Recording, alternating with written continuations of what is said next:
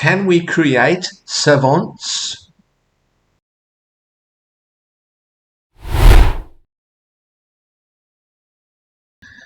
There are those living among us who, for reasons that are poorly understood, demonstrate astonishing intellectual abilities.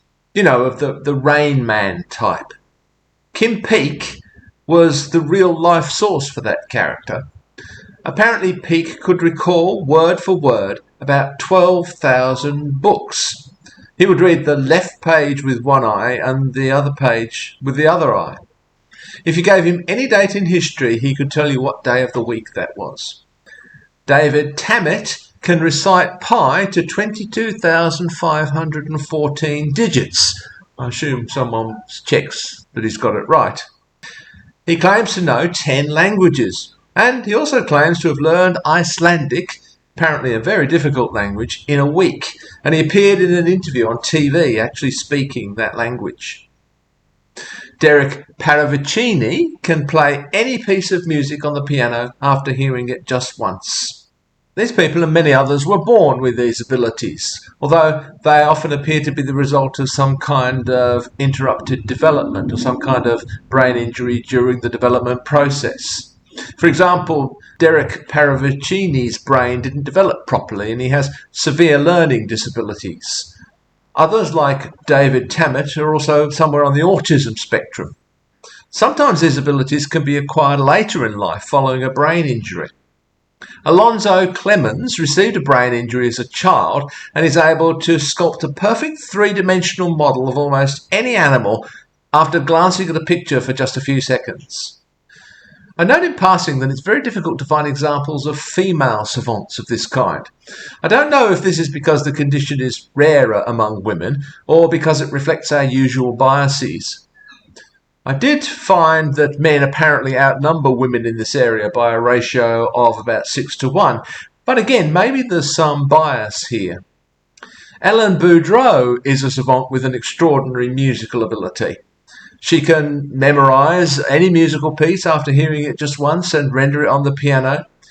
She was also born premature and blind, but she has an uncanny ability to navigate through the world using echolocation.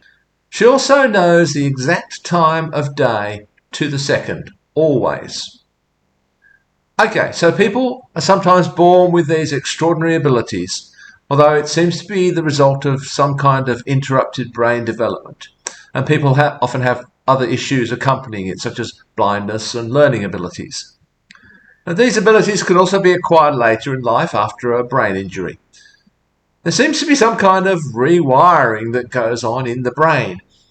These abilities often seem to involve numbers, pi, the time of day, dates, and also music.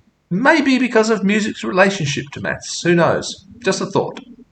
But apparently people can suddenly acquire extraordinary musical abilities, for instance, without having to go through the lengthy process of learning and practice. It's suddenly just there.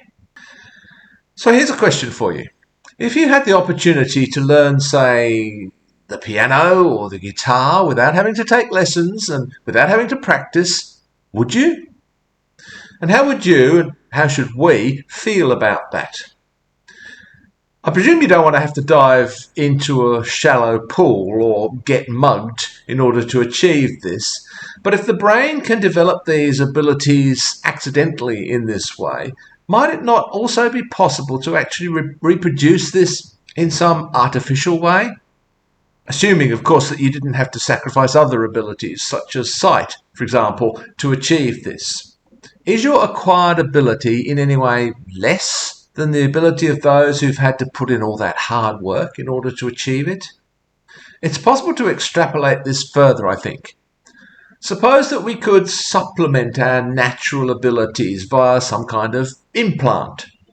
This might sound far-fetched, but it may not be completely outlandish. Brain implants are already used in the treatment of epilepsy and Parkinson's disease.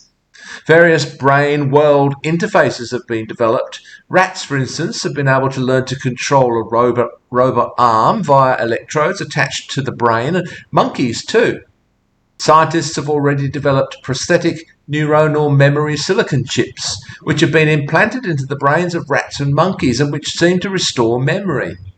And these may have application in diseases such as Alzheimer's. There are potential applications for implants in restoring movement to paraplegics and quadriplegics. We're not very far from the world of cyborgs here, although we probably have a way to go before we become the Borg. So, what if our brains could be altered so that we become skilled pianists, or if we could receive an implant to achieve the same end? Perhaps other skills and abilities could be downloaded to this chip. Language, for instance. Would it then even be legitimate to refer to this as a skill? We admire people with skills, partly because we know how damn hard they've had to work to acquire them. We also have, if not an admiration for, at least a fascination with, savants who are born with these abilities or who acquire them through a brain injury. Maybe, though, it's more of a fascination than admiration, a kind of freak show response, I'm not sure.